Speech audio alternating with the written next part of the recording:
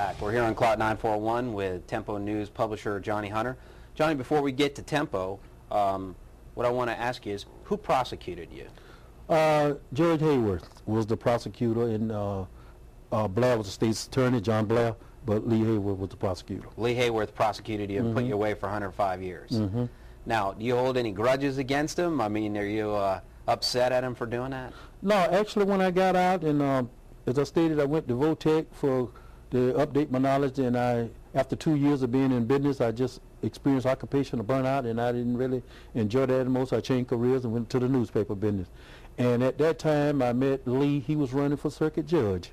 At that time, I think it was in 1988, I believe it was, or 86 or 88. And we met at Robot Sports Arena, and we talked briefly, and I said, I just want to let you know I don't hold any grudges against you. You was doing your job as a prosecutor, because as a businessman, when I hire people, I want them to do their job. They're not, I'm going to fire them. And I said, to show you, I'm going to check your hand, I'm going to campaign for you. So I campaigned religiously for Judge Hayworth to be circuit judge. And at the time, so the prosecutor put you away for 105 years. You campaigned for him. Campaigned for him to be circuit judge. Yes, I did. And that's something. And you know, Jerry Surface was a very prominent attorney here at the time. And he told me, he said, Johnny Lee is not going to win that election. I said, yes, he is. And I campaigned in Sarasota, Manatee, and Arcadia. You must have told everybody what a good prosecutor he was. He was a great guy. Like I said, I didn't blame him for, I made bad choices, and he didn't have anything to do with that. He was just doing his job. So how is it that you got involved in the newspaper business? Well, like I said, I experienced occupational burnout, and I'm a very strong religious man, and I made a commitment to God that I would serve him for the rest of my life. You know, he did some things for me. I told him if he gave me knowledge, wisdom, and understanding while I was in prison, that I would serve him for the rest of my life. He did that because I was, like I said, when I was in prison, I studied the Bible, I studied psychology, I studied the law. In fact, I was the chief law clerk in the law library at Polk Correctional Institution when I was in prison. The United States Supreme Court ruled in Costello versus Wainwright, when they ruled that the prison system in America had to establish law library for inmates. And as a result of that, I was selected as one of the 25 inmates in the state of Florida to go be trained to be a law clerk at Avon Park, and out of that 25, I finished second in that class.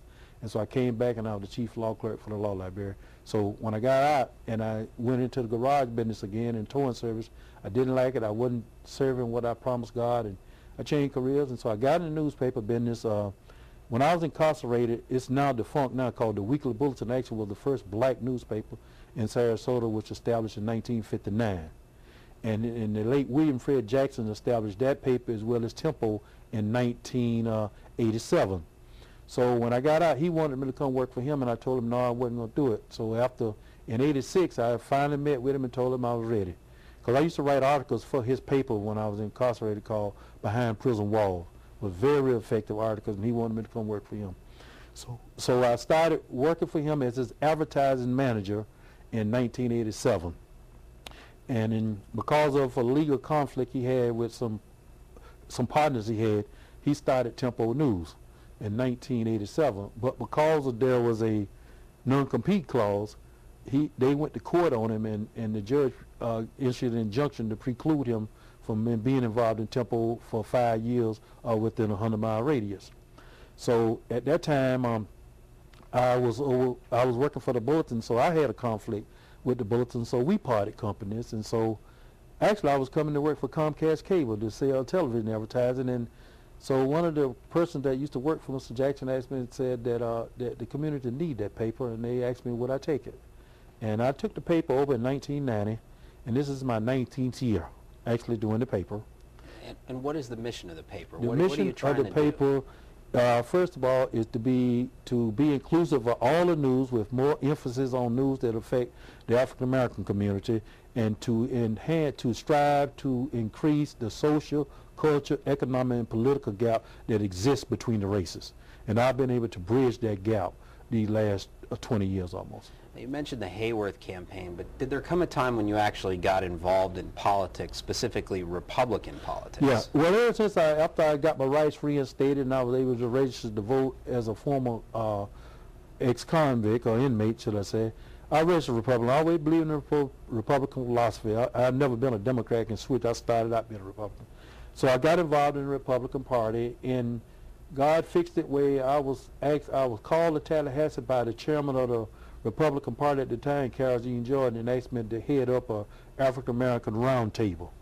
And I was selected because I started the Sarah Manor Black Republican Club. It no longer exists now, but I started that about 6 or 7 years ago.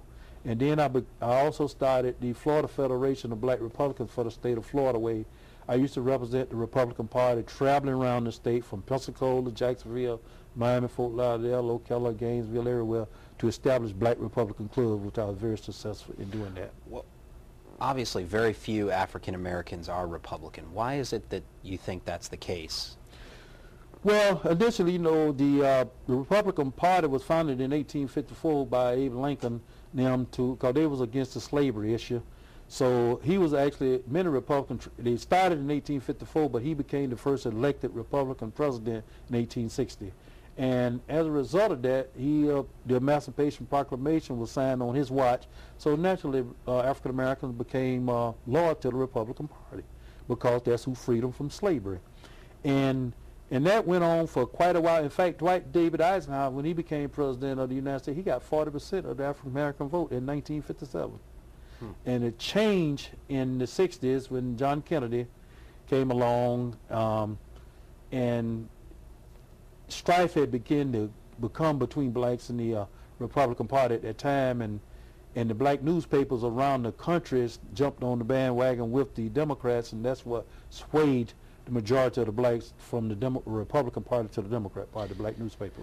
I know you established a close friendship with, and by the way, Tempo endorsed Barack Obama, which we're going to get to. So I know you have kind of swung different ways lately, but let me ask you this.